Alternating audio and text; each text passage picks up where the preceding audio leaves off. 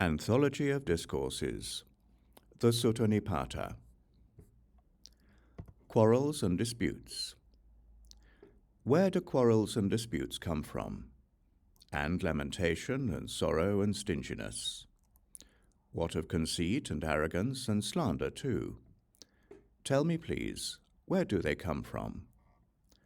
Quarrels and disputes come from what we hold dear, as do lamentation and sorrow, stinginess, conceit and arrogance.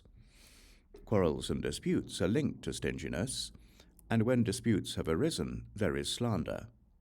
So where do things held dear in the world spring from, and the lusts that are loose in the world? Where spring the hopes and aims a man has for the next life? What we hold dear in the world spring from desire, as do the lusts that are loose in the world. From there spring the hopes and aims a man has for the next life. So where does desire in the world spring from? And evaluations too, where do they come from? And anger, lies and doubt, and other things spoken of by the ascetic.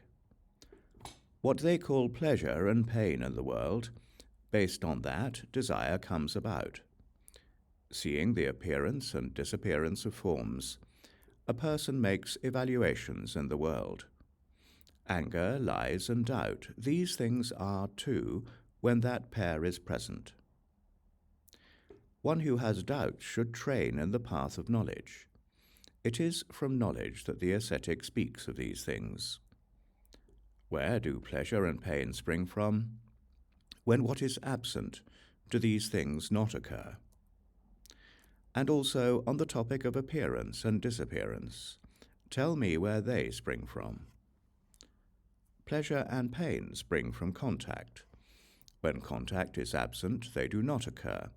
And on the topic of appearance and disappearance, I tell you they spring from there. So where does contact in the world spring from? And possessions too, where do they come from?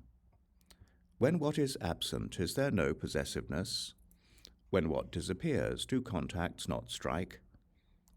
Name and form cause contact. Possessions spring from wishing. When wishing is absent, there is no possessiveness.